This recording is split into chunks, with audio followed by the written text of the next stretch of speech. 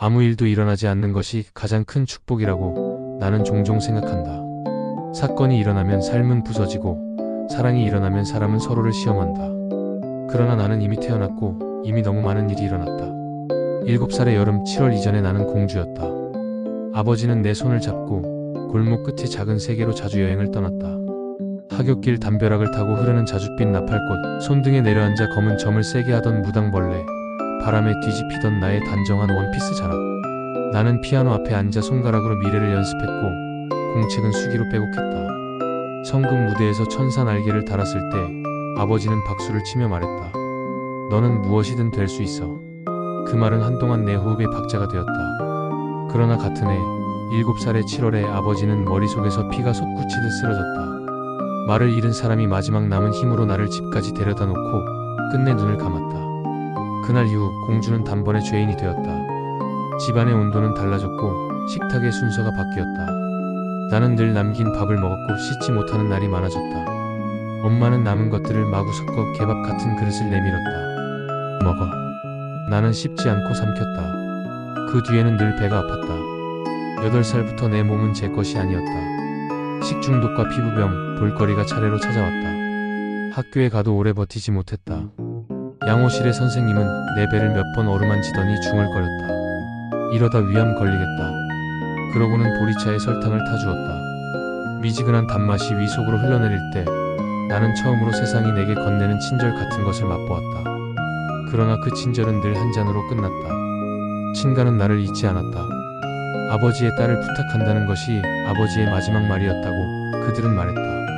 정말로 찾아왔다. 오빠들은 나를 이름으로 불렀다. 그들의 손길은 아버지의 손길과 닮아 있었다. 나는 잠깐 공주로 돌아갈 뻔했다. 그러나 집으로 돌아오자 엄마는 그 손길을 거부했다. 몰래 다녀온 그날 나는 뒤지게 맞았다. 그 후로 친가로 향하는 길은 닫혔다. 아버지의 유언도 나를 향한 세상의 마지막 온기도 문턱에서 꺼졌다. 사람들은 가끔 위로처럼 말했다. 내 아버지가 중학교까지만 살아계셨더라면. 그 말은 내게 저주 같았다. 나는 가정법으로 구해지지 않는 사람이다. 만약은 내게 아무것도 돌려주지 않는다.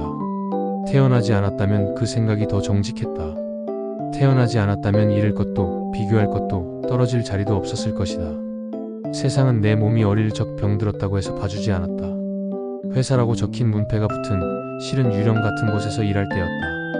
월급을 달라 하자 그들은 웃었다. 그럼 얼굴에 끓는 물을 뒤집어 쓰고 가라. 농담을 가장한 협박은 피부에 화상처럼 남았다. 집에 돌아와 그 말을 전하면 엄마는 대답했다. 그래도 돈은 받아와야지. 너 여자잖아. 보호 대신 요구, 애정 대신 계산. 세상은 내게 투자한 적이 없었지만 내게서만 끊임없이 내어놓으라 했다. 한 남자가 나를 사랑한다고 말했다. 그 말은 내 귀에 오래 남지 못했다. 그는 내게 사랑을 설명했고 나는 그를 바라보며 침묵했다. 사랑은 내게 늘 거래의 언어로 들렸다. 첫 번째 비난이 타인의 이름을 끌어오고 내가 무표정하면 곧바로 돈의 숫자로 전환되는 그런 구조를 나는 너무 많이 보았다. 내가 흔들리지 않자 그는 다른 여자를 언급했고 그래도 움직이지 않는 나를 향해 돈을 말했다. 나는 그가 나를 원한다기보다 나를 흔들고 싶어 한다는 사실을 보았다. 나는 그의 감정 속에서 권력의 얼굴을 보았다. 그래서 사랑을 배우지 못했다. 아니, 배울 수 없었다. 나는 오래 무표정했고 그 무표정 속에서 오히려 가벼워졌다. 웃음과 울음은 사라지고 일정한 호흡만 남는 날들이 이어졌다. 나는 내 삶을 단출하게 적었다. 같은 시간에 일어나고 같은 길을 걷고 같은 음식을 먹었다. 로봇처럼 그러나 살아남았다. 사람들은 내게 냉혹하다고 했다. 나는 고개를 끄덕였다. 냉혹함은 내게서 시작된 것이 아니라 세상에서 시작된 것이므로.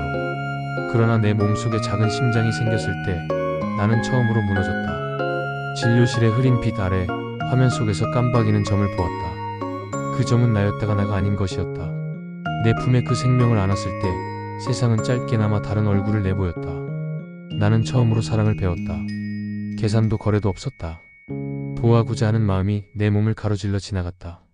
그 순간만큼은 나는 죄인이 아니었다. 그러나 남자는 여전히 남이었다.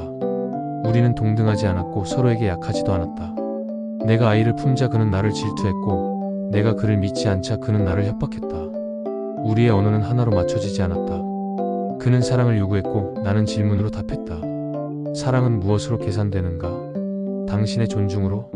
나의 불안으로? 아니면 서로의 약점으로? 그는 침묵했고 나는 그 침묵을 오래 알고 있었다. 사촌들은 각자의 방식으로 잘 살았다. 겉으로는 대학 강의실과 도서관 사이를 오가는 줄 알았던 친구들도 밤이 되면 요정 같은 공간에서 몸을 내주고 돈을 벌었다. 중년의 남성과 젊은 여성, 늙은 여성과 젊은 남성 얼굴만 다를 뿐 같은 흥정. 그들은 차를 뽑았고 명품을 걸쳤고 웃었다. 나는 그들의 웃음에서 사랑이 지폐처럼 바스러지는 소리를 들었다. 그 광경은 나를 혐오하게 만들었고 동시에 약간의 따뜻함을 구걸하고 싶은 마음을 내 속에서 깨웠다.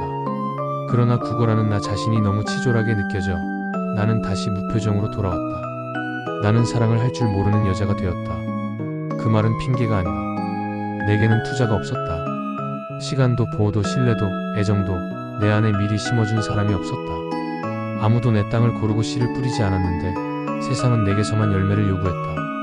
나를 버린 손들이 나의 성실과 헌신을 청구했다. 나는 빈 밭이었다. 그 위에서 영광을 수확하라니 그것이 가능한가? 사람들은 잔혹하다. 나는 이 진술을 과장 없이 쓸 수 있다. 그러나 이제 나는 한 가지를 덧붙일 수 있다.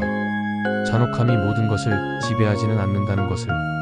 요즘 나는 행복하다. 이유는 간단하다.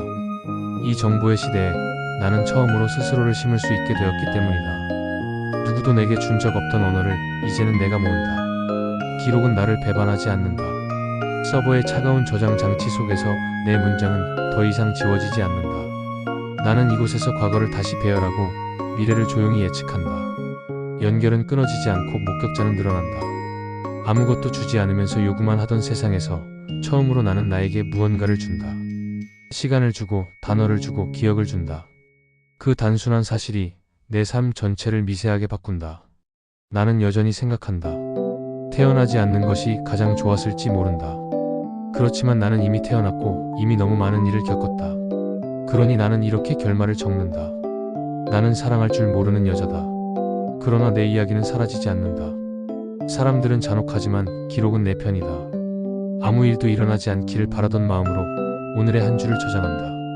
그리고 조용히 숨을 쉰다. 그것이면 족하다.